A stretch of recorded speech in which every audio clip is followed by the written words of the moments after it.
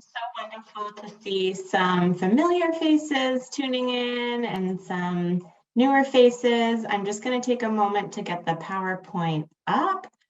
So feel free to have your tea, your coffee, your lunch, and get comfortable.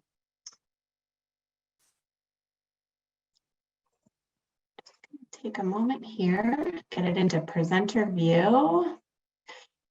So before we get started, I wanted to acknowledge our colleague Hardeep Gill, who was going to be presenting with me today, and she did help develop this presentation, but she was unable to be here today. And so I just want to thank Carmel and Shirvin for jumping in at the very last minute, and our team here at Pain BC is wonderful like that, to be able to support each other.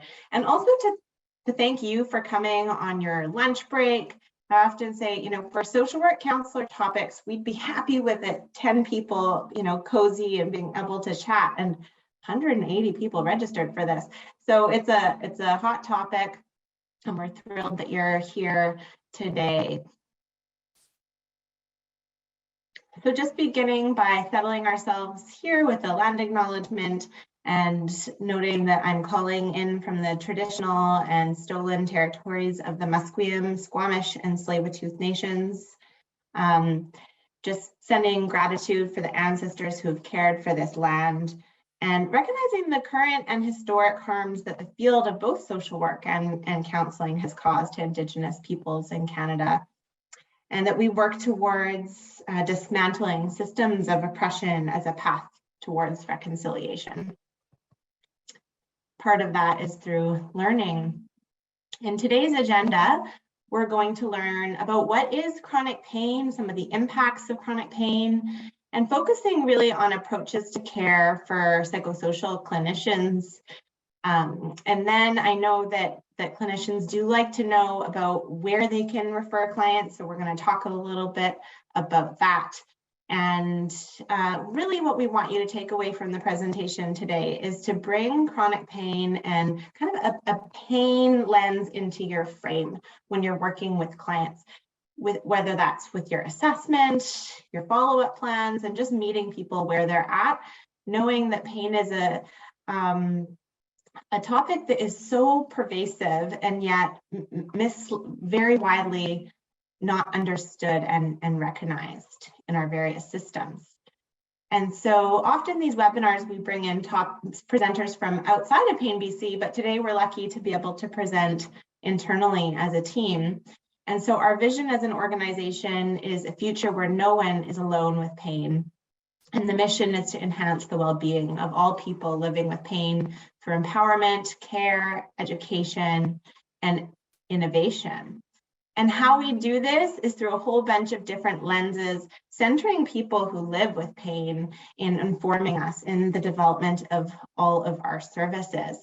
So we work a lot with prevention, fostering research, partnering with researchers, combating stigma, trying to do our best to improve systems through partnerships, communities of practice. And today we're kind of sitting in this education space.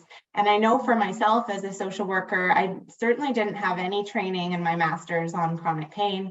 We know this is the case for a lot of healthcare providers, including, GPs get a lot of training, but not as much as veterinarians in chronic pain, and that's where a lot of care rests for people who rely on getting care and support.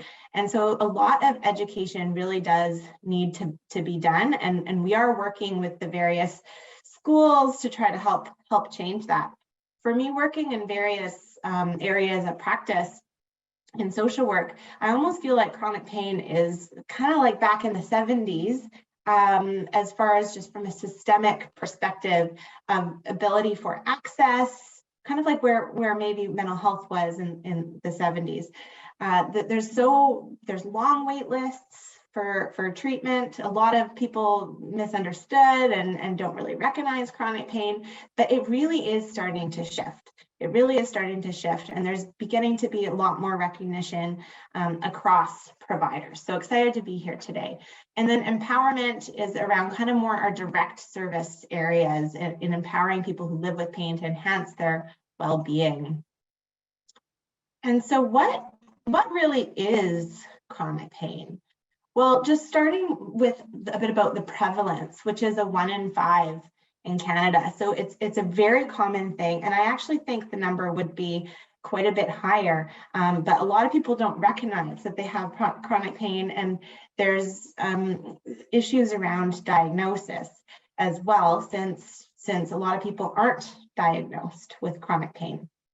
It is defined as an unpleasant sensory and emotional experience associated with or resembling that of actual or potential tissue damage.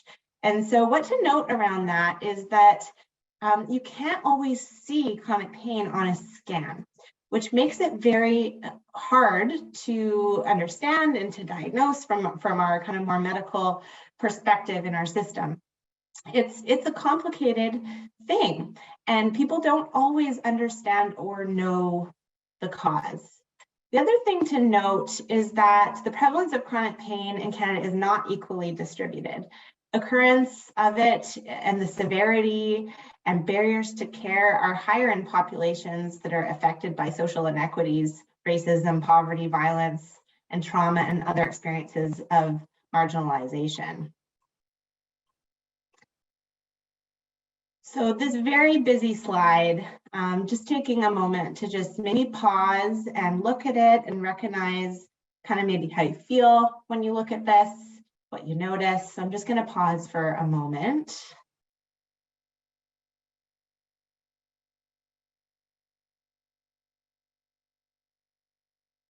So this is looking at the journey, the complex and emotional journey of chronic pain and the impacts of chronic pain.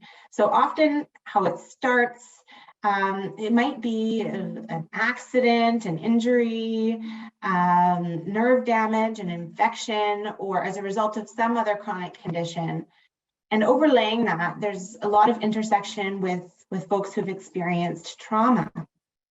And once people live with chronic pain, which is defined as kind of longer than 3 months being in pain, then there are a lot of emotional experiences that come as a result, as well as other related impacts like losses, loss of community, changes in relationships, loss of housing or finances, jobs, difficulty keeping jobs, substance use, fatigue, difficulty sleeping.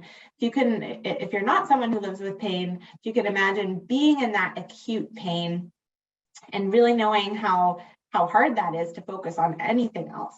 And so when one lives with that for a long time, it's very, very challenging. There's also a lot of more systemic impacts around cost. It's a big cost of our healthcare system. And other intersections around mental health. So depression and anxiety, substance use issues, and suicidality. About half of the people who died of overdose had recently sought medical care for pain. So we're going to talk a little bit about that as well. Other impacts of chronic pain are really around stigma. So a lot of people hide their pain, and it's often dismissed or minimized by people in their life as well as healthcare providers, and it's really difficult to find adequate or appropriate pain care. So it can be very disheartening. I think the average wait time in BC for a pain clinic is about 2 years.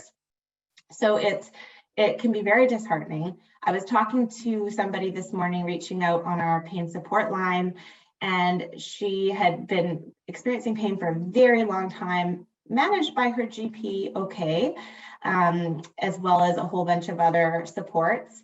GP retired, no longer has a GP. This is the story of many British Columbians. But in seeking a GP, she did find somebody, and recently went to them and was sharing her story. And as soon as she said, I'd like a bit of support with pain medications, automatically she was told, we do not prescribe painkillers here. It's not what you're looking for, and was completely shut down. And she left the office in tears. So there was no pausing and kind of saying, you know, we can work together or tell me more. And this is a story we hear very, very often. So intersections with trauma. Many people who have chronic pain have experienced trauma, which is why it is important when we talk about approaches to care, which we will, to meet people with a trauma-informed lens. Just want to talk a little bit about substance use and pain, and also the connection between the overdose crisis or toxic drug supply in BC and opioid prescribing. First thing to note is that the biopsychosocial nature of pain requires a holistic approach to care, and that many people respond well to non-pharmacological treatments and non-opioid medications, but some people may require the addition of opioid medications to manage their pain. And seeking this is really just a desire for relief, or desire to stop the pain. And it can often be prescribed for more acute short-term pain, but we know now for long-term management of pain, just kind of the general basic opioid prescribing is not very effective. It needs to be done in tandem with other things. But there is a long history in BC, which has kind of led us to where we are today, and is often left out of the media and left out of treatment plans, which is the intersection of pain. And so in the 90s, there was a lot of opioid prescribing, which came from, you know, people really needing pain management and a genuine desire to relieve pain. But once, you know, the medical profession started to realize that there could be a connection with addiction, what happened was we kind of swung, there was over prescribing without anything else, and then we swung the other way and kind of went, okay, stop prescribing opioids for people who live with pain because it's not effective, or it could lead to other issues like addiction, and especially with everything in the media, it can be very, very scary. So people were abruptly cut off, many without other alternatives or appropriately tapered. And so, you know, there is a connection to people, you know, going elsewhere to find these medications. And I think it's just important to keep that context when we talk about our current situation. And also that in BC, research has shown that drugs toxicity crisis is not being driven by prescription opioids. So when prescribed with support with other things, it doesn't always lead to issues. So it's kind of this mixed bag of looking at in, you know, we went all the way one way, now all the way the other way. Now, how do we find a more balanced approach? And so we're going to talk about that a little bit more. The impact of pain, when we talk about the biopsychosocial approach, what we mean from the social perspective might look like lashing out or shutting down, becoming isolated in relationships. From a physical, it might mean that the pain is so intense they can't get out of bed. It could almost look like, from a psychological, could look like depression. Physical, again, needing perhaps mobility aids. From the psychosocial, really it can look like when one is outside of their window of tolerance and getting into that hypoarousal or hyperarousal, increased symptoms of anxiety, depression, feelings of helplessness and hopelessness, risk of self-harm and suicide. And from the spiritual perspective, that lack of purpose and meaning. And so this diagram really shows that when one is in pain, it can take over everything. And when one has a pain flare-up, it can kind of become the center of one's life. And what we want to help people do, even if we can't get rid of the pain, is to live with pain so that it doesn't become this the center of everything, so that people feel more whole in having the pain maybe a little bit more in the background. And so I'm going to pass it now over to Shirvin to talk about approaches to care. All right, thank you, Melanie. I'm going to take some time to talk about the approaches to care. I know Melanie just talked about the biopsychosocial model, which as clinicians, many of us are familiar with. And with this model, in particular with pain, it can be helpful for us to conceptualize what someone might be going through. And I might give an example of, let's say someone has a broken arm. Now, usually they might be in a cast. It's going to last for a period of time, a couple of months, and they're feeling, you see it, you see that cast, you see those changes to their physical environment. Maybe they can't do certain things they were able to do before. They can't lift their kid up because their arm's in a cast. And socially, there are certain things they can't attend because they're hurt. And then psychologically, as well as spiritually, there are impacts to them, maybe increased anxiety, or they're feeling low and helpless because they can't do certain things. And after a few months, the cast might be off. And from an outsider point of view, it looks like, oh, okay, this pain seems to have gone away. They're going back to doing the things they were able to do before. But what we might not know is there's continued aches, or they might need more surgeries, or the tear or broken arm was worse than we thought it was. And maybe that's impacted their sleep, that it's impacted their mood because they haven't been able to sleep or focus well. Maybe they're lashing out at work. All these things that we might not be able to see outside of just what we see physically when we meet with others or with our clients, whoever they might be. So being able to look at this from a biopsychosocial approach, or the model, can really help us look at the very many different areas of pain. But on the same note, with moving beyond the biopsychosocial model, when we start looking at each component, we really zoom in and we really look at, what's going on in each area. But at the end of it all, throughout our care and treatment for these clients and patients, it's also important to take a step back and look at them as a whole picture, as their environment and how they present to us, rather than focusing on just one of the areas. So something important to keep in mind.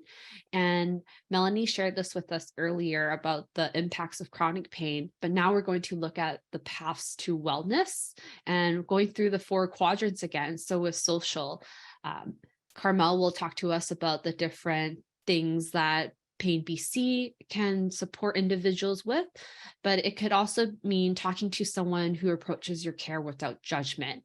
Physically, it could be being introduced to sleep hygiene, or connecting with a pain specialist or a pain clinic, as well as other therapies that I'll go through later, mobility aids, food and housing security. And then psychologically, it could be access to mental health professionals who do understand pain. And that could be using CBT or acceptance and commitment therapy, psychoeducation. And lastly, spiritual is being able to reconnect and introduce to spiritual wellness, meaning, faith, yourself, these different areas that aren't so obvious when we just look at someone. So next, I'm going to talk about the pillars of treatment for pain. And there are 4 here that I'll go through briefly. So first is medical management, and this could mean focusing on calming the nervous system by changing biological factors. This could be medication, nerve block injections, surgery.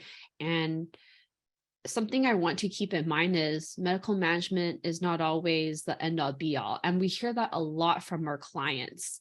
There needs to be a broader treatment plan of looking at their social supports or movement or activities. And that's where things like the rehab therapies, so massage, acupuncture, using heat and ice, exercise, mobility, small movements.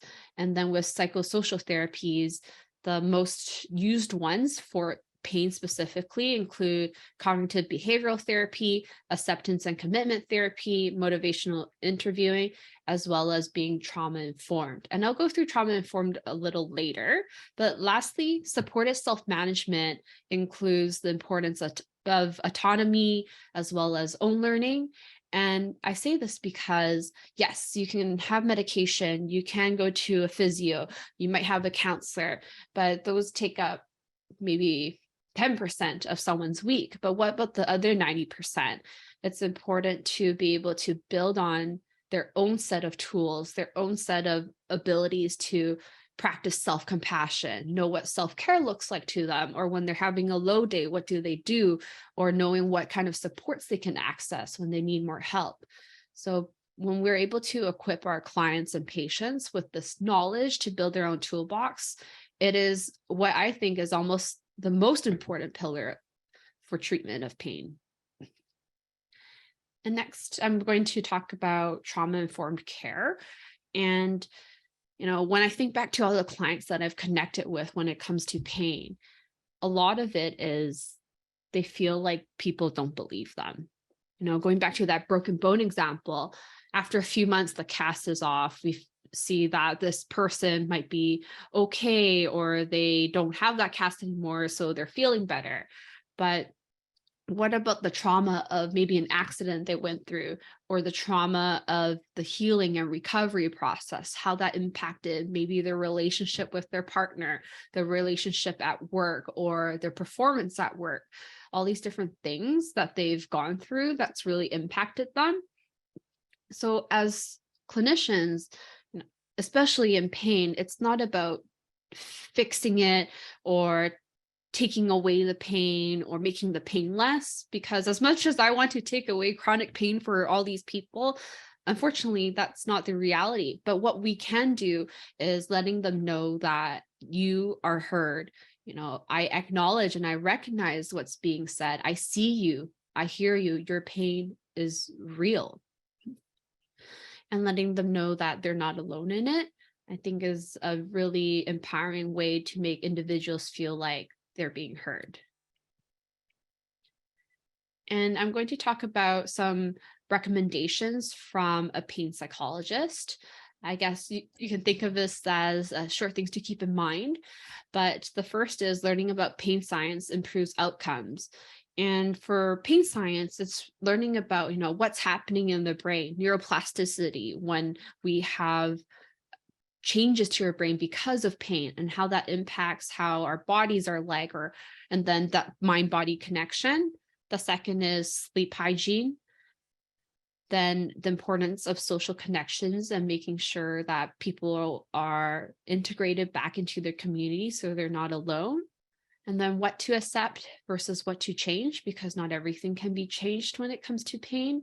And then lastly, movements, and that's what Carmel is going to talk about in a little bit.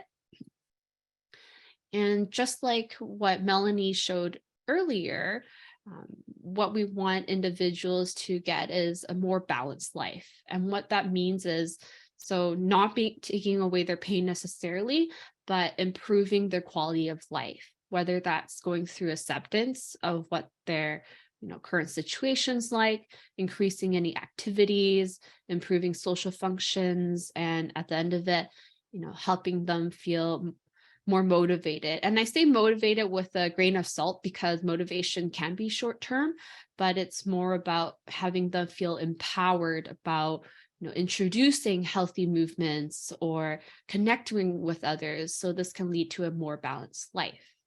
And to bring all this home, we're going to have a short demo with Carmel and Melanie, and I'm going to get them to jump into it. We're going to go back to school for a moment and be brave and do a Wing It live demo. So ORS is a tool from motivational interviewing. Many of you probably use it. It's a very just simple framing in the way we probably meet most of our clients. And we actually teach this to peers, to people who live with pain, to support other people who live with pain. So this slide, which Carmel developed, came from that. So we're just going to kind of dive in and see where this goes using ORS. So hi, Carmel. It's good to see you today. How can I support you? Oh, you're on mute, Carmel. There we go. Hi, Melanie. I'm not doing very good. I'm feeling kind of frustrated, to be honest, and I don't know if you can help me. Maybe you can, maybe you can't. I was supposed to be going for this interventional pain treatment, and it was a very painful procedure, but I had this like promise that it was going to like help my pain and maybe even get rid of it. And, you know, it's been 2 weeks now and it didn't do anything. And I'm just feeling so like lost and helpless and just frustrated because I felt like this was kind of my like last ditch effort at feeling better. Oh, thank you so much for sharing that with me today and just for having the intention to come and talk about this today. It sounds like it's been incredibly frustrating. You said that you put a lot of hope into this treatment and it did not go as you had hoped, and it's incredibly hard. And I'm just wondering how else this is impacting you. Yeah, I mean, my pain has been so bad. Before this treatment, I was having really like a difficult time with mobility. You know, I'm a young person and I had to walk with a cane, so I didn't want to because I felt kind of like embarrassed about it. So I've just been staying at home. I haven't really been talking to anybody and I'm just kind of sitting around watching TV because I can't really do anything else. It's understandable to want some ease in your life, and staying at home when you're in pain is totally understandable. I'm wondering what you may have done in the past when you felt similar to help you move forward. Yeah, I mean, I don't really know of any kind of like medical things, but I know that one of the things that kind of helps me get through really tough days is talking to my friend who also has chronic pain. It's nice to talk to somebody who understands it and gets it. Just like talking to you today is like, you know, you're hearing it and you actually believe me, which is something I don't think my doctors believe me. So it just makes things a little easier to cope with when people listen.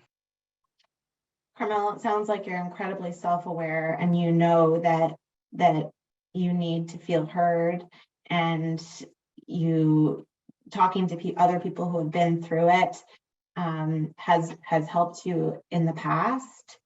And I just, you know, thank you for sharing with me today. I really appreciate you coming in. Thank you, Melanie.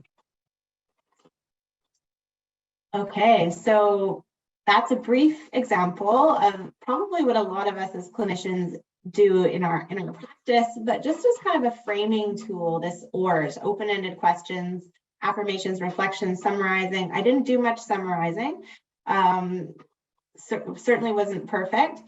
Carmel did great as the patient, but maybe just take a moment and you can write in the chat kind of the main things you saw in that role play, what you might have taken away from that.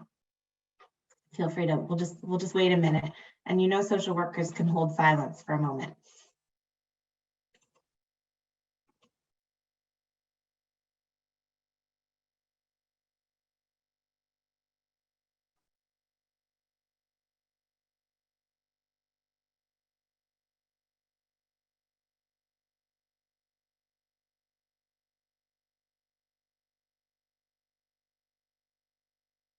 So we have validation, positive affirmations, empathy, a lot of validation. That's right. And often when we don't know where to go as clinicians with chronic pain, go to validation. Go to validation and those affirmations, reflections, bringing in that curiosity, those open-ended questions.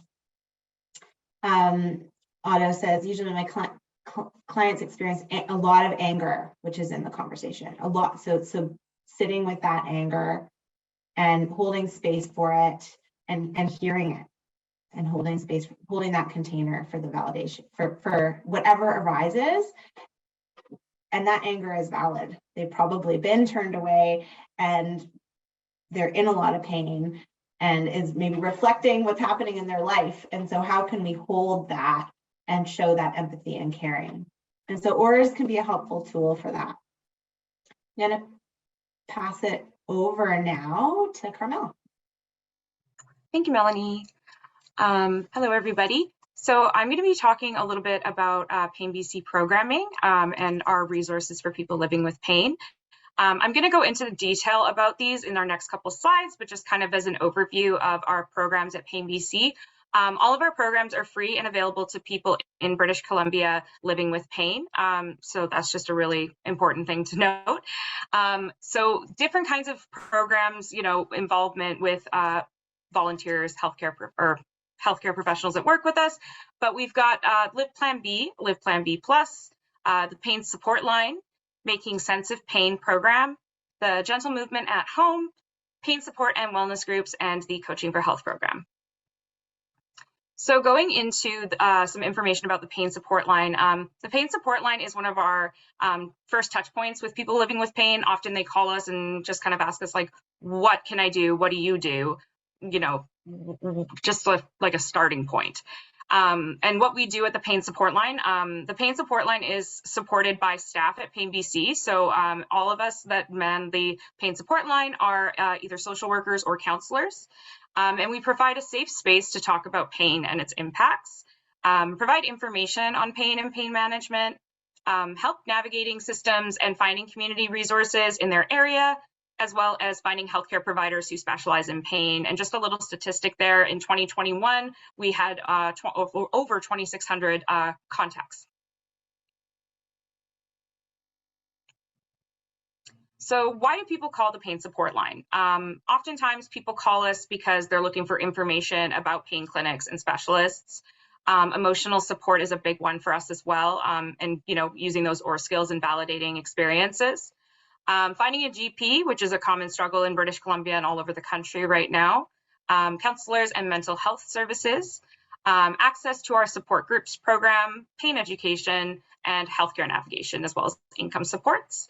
And some of our other frequent help requests may include things like housing, employment, caregiver support, medications, home care, finding a physiotherapist, legal and advocacy supports, alternate therapies, and recreation. So the Coaching for Health program is a little bit different. The Coaching for Health program is our only program that requires a referral from a healthcare professional. So with that, it can be a allied healthcare or a doctor, social worker, counselor, etc. And we have 40 volunteer coaches that we've trained who are trauma informed and pain informed. And this is a one-on-one telephone coaching program. So the coach and the participant would, establish goals and, work on accountability and things like that. We have a total of 6 sessions per client. So that can, span out to 6 weeks, or it could be bi-weekly. It's up to the volunteer and the participant. And that's to learn about self-management, find ways to regain function and improve well-being. So the Pain Support and Wellness Groups program, which is my program, I am supporting that program. So the Pain Support and Wellness Groups program is an online support group that runs twice a month. We have evening sessions and afternoon sessions, once a month of each of those. And those are, support groups that are actually run by peer facilitators. So we train all of the volunteers who facilitate our group. And one of the really cool things about the Pain Support and Wellness Groups program is that all of our volunteers are also people with lived experience in pain.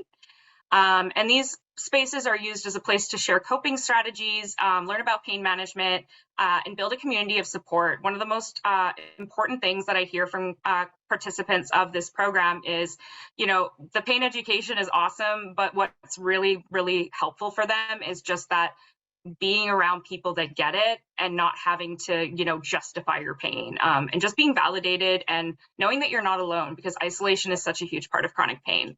And another number for that, we had over 1,600 group visits last year, and every year we're just getting better and better. So Live Plan B and Live Plan B Plus is a free online educational resource to learn how to manage pain. This is 100% individual, so this is a self-management tool that you can offer to any participants. Live Plan B is a little different than Live Plan B Plus. So Live Plan B is, if you want to just browse the library at your own pace and look at specific topics that interest you, we have a huge library of resources, including podcasts, videos, articles, etc. And Live Plan B Plus is something you might want to recommend to a patient who needs a little bit more guidance and is interested in a guided pain education program and would like something a little bit more interactive. So the Making Sense of Pain program is an 8-week free program. It's generally done in person at community healthcare providers' locations, but we also offer it in-house online. We offer this program to marginalized communities. So one of the really cool things about this program is our staff actually train volunteers or staff at another facility to administer this training. So an example of this is I went and saw participants of a Making Sense of Pain group for gender diverse youth living with chronic pain that was administered at a community center by a counselor that worked with these youth. So it's a really integrated program. So ongoing resources and education opportunities, these are more so for you guys as healthcare providers and allied healthcare. So we offer monthly webinars to our network of 2,700 plus healthcare providers. We offer allied healthcare referral guidelines and assessment tools. We have the Pain Foundation course, and this is offered in 2 different versions. We have the primary provider and the allied healthcare provider options, and there's the BC Echo for chronic pain. So looking at this kind of grid of resources, we're going to start at the bottom. Improving baseline knowledge. This is something that I think every single healthcare provider should have, is this fundamental understanding of chronic pain. And that's offered through our Pain Foundations course. So that's Allied Health and MD. I've personally taken the Pain Foundation course when I started with Pain BC, and it told me a lot I didn't know about, and it's just rich with knowledge. Moving up, if you're looking to develop discipline-specific skills, we do offer webinars to healthcare professionals such as RMTs or physiotherapists. Moving up from that is the psychosocial community of practice, and this is a one-on-one and small group support, and it's a place where healthcare providers can discuss best practice in the chronic pain realm. And the master complexity is the BC Echo for chronic pain. And this is a online webinar kind of format of healthcare providers that are presenting a case or a certain topic and are able to kind of collaborate and look at ideas on how to approach certain parts of chronic pain. So the Gentle Movement at Home is another one of our kind of self-serve programs at Pain BC. It was developed in 2020 during the pandemic, and it's offered by some of our peers at Pain BC, and they are 37 recordings in total. We've had almost 30,000 views, and these are gentle movements that are pain informed that people can do at home and can do comfortably without needing supervision, just as a way of getting your body moving. It's, you know, those small steps and then building your way up. And that wraps up my spiel. So we're going to move on to questions, comments, and reflections. I know that a bunch of you guys had questions in the chat, so I think we can start answering those at this time. But first, I'm going to pass it over to Melanie. Thanks so much, Carmel. And so we have about 15 minutes to have some time for discussion and questions. So perhaps, I know Ari was monitoring the chat with some questions, so maybe I'll ask Ari to facilitate the question part. Yeah, thank you so much. So feel free, if you have a question, you can put it in the chat, or alternatively, if you'd like to ask your question out loud using video and audio, then you can use the raise hand feature, which is located under reactions. And then we'll call on you and you can ask your question directly. So some of the questions we've already been answering in the chat. One of them was, I think this is about the pain support line. Do you help people fill out PWD applications? No, we don't, because we do more of a one at a time therapy model. And so we don't follow people and do case management over time, but we do refer to DABC, and we've worked with them around supporting people with chronic pain on a PWD application. There is a wait time. Carmel, do you remember how long that wait time is? Off the top of my head, I'm going to say 6 to 8 months, but I'm not 100% sure on that. Do not quote me. So there's a wait time. So we you know, everything in chronic pain seems to have a wait time. Pain support line doesn't. It's a 3-day, but we don't do disability applications at this time. Thank you for the question. Mm-hmm. All right. Someone's asking, do you know of any, I guess, links or ways to direct people to help clients access MSP benefits for rehab services, or finding, or do you provide help for finding those services? So we do on our pain support line, when clients come through, tackle research, whether that's for allied health support in their neighborhood. We'll do a bit of an assessment, see if they have any coverage. If they don't, we'll look and see if there's any low cost options in their neighborhood and do the best we can, knowing that there are limitations. And I think with chronic pain, it's remembering that real holistic approach. So we might not give them the exact thing that they're hoping for, which is hard as a clinician. So how do we hold that disappointment, frustration, and also offer other solutions, such as the gentle movement that was developed by Pain BC, and using a physiotherapist and peers, as Carmel said. So meeting them where they're at and trying to offer things that we can do, quick wins, like, learning about pain is going to be helpful for you. I know that this is not perfect and it's a barrier, but we'll do our best to help research. So same goes with GPs. We have a volunteer who will research and try to track down a GP in the client's neighborhood when they call.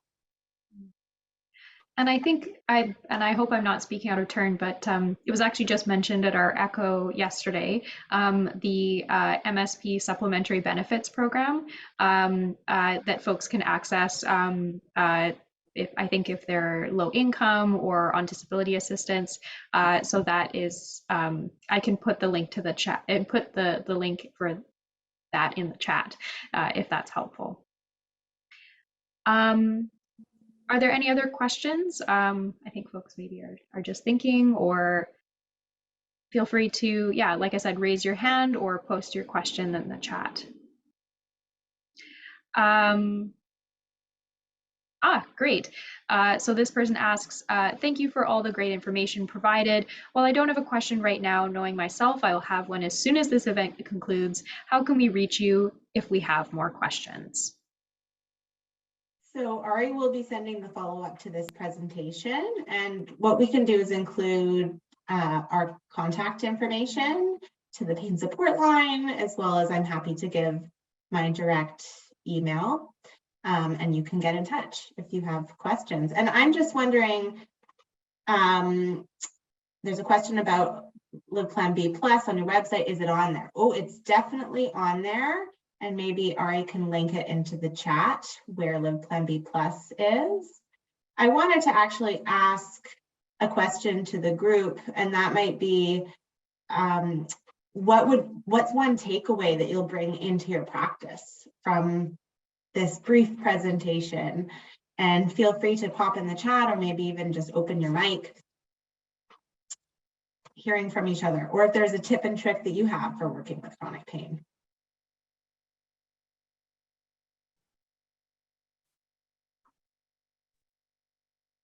Hi, everyone. I'm Ashley. Nice to see you. Thanks for all of this valuable knowledge today. I do a lot of private practice ICBC work with folks who, have injuries from accidents and have significant chronic pain. And so, it's really helpful to know that there's like this handful of programs that clients can access after their time with me is done and their case is closed and they're not receiving any more free counseling anymore for their injury. So I really appreciate having these resources available and, letting them know how they can continue to heal and recover even after the coverage is finished. Thank you so much, Ashley. And thanks for the work you do supporting clients. It's difficult work.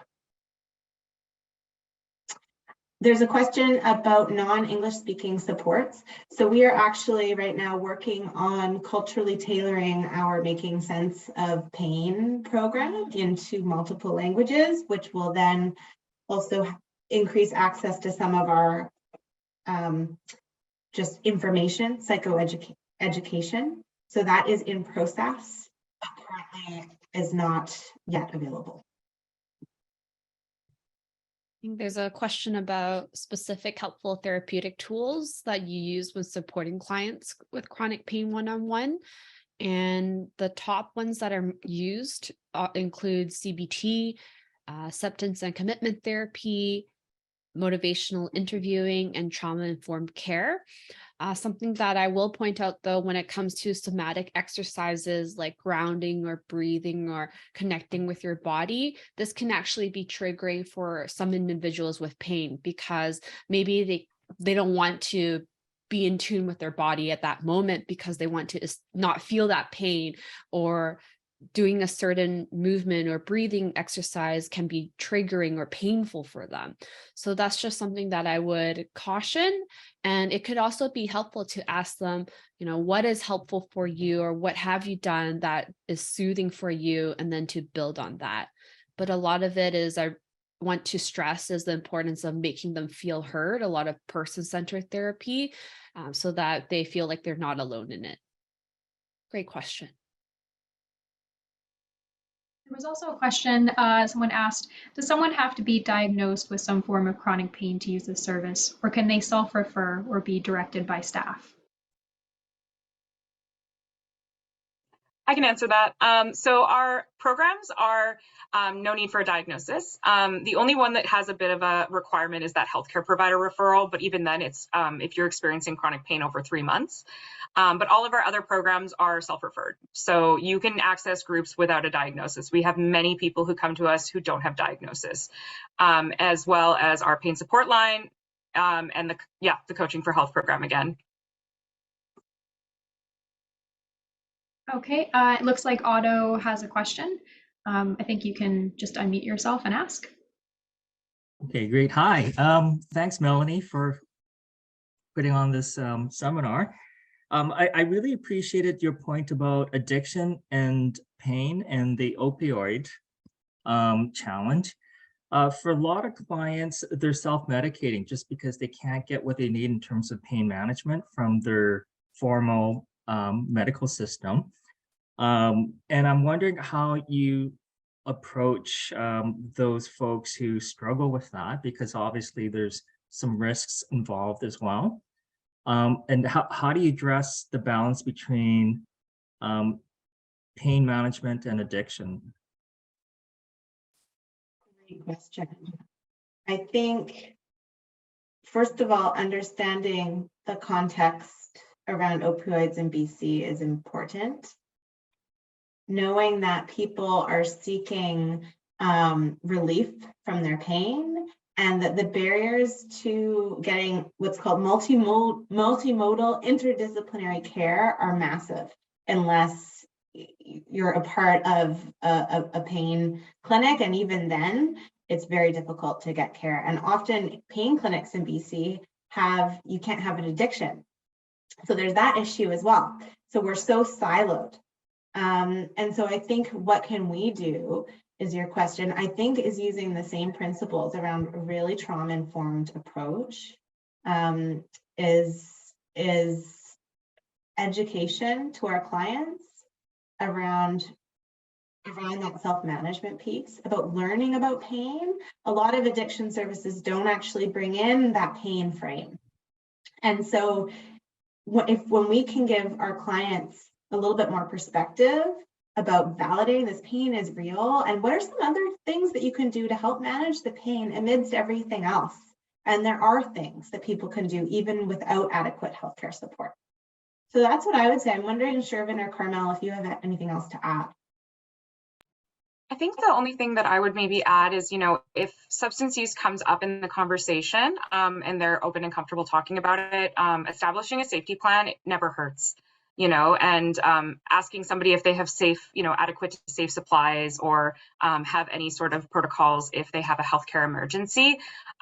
We do some safety planning just as it arises, as like need by need basis on the pain support line. But I think just coming into the interaction without judgment, I think that's like the number one thing I can say is establishing a non-judgmental, non-hierarchical relationship with your patient. And that's hard because there is that inherent power dynamic between a healthcare provider and a patient. And I think reducing that gap as much as possible and just talking to people like people and just being human to human really makes a huge difference. I've just noticed that in my own personal experience working with people living with pain is just kind of cutting the jargon and just being real and just being there non-judgmental. If they tell me something, even if I don't agree with what they're saying or something like that, just being there and being present is just so therapeutic. And adding to that, and someone mentioned this in the chat, taking that harm reduction approach. It could also mean staying away from words like addiction itself or alcoholic or someone who uses drug user. It's more about this person is facing challenges with increased alcohol use and looking at, how come they are using alcohol? What are they wanting to work on? And having the focus on there rather than on the alcohol use itself can help take away some of the stigma. Hopefully that answered your question. And looks like there's another question about getting a referral for the coaching program. If someone cannot get a referral from their healthcare provider, you can have the individual give the pain support line a call or reach out to us. And we do our own assessments and can refer individuals into the coaching program as part of the pain support line. And then there's another question about if there's recent research into using psychedelics, specifically for chronic pain. There is actual recent research on this, not too much yet. They're still looking at it, but from my understanding, and correct me if I'm wrong, but using psychedelics is more for terminal or end of life right now. And then there are certain clinics that do that with their own research, and it also is supplemented with a lot of psychosocial therapies and support. So not just the use of psychedelics. So in a very controlled environment. And then just looking at I think those were the questions. So I'll leave that for now. Yeah, we maybe have time for one or two more questions, or if you just want to share kind of another takeaway, feel free to do that in the chat or by raising your hand. Just a reminder that, as we said, this presentation is being recorded and it will be posted to Pain BC's YouTube channel as well as our webinar archive. So please do check that out. We'll also send you an email just letting you know once that's been posted.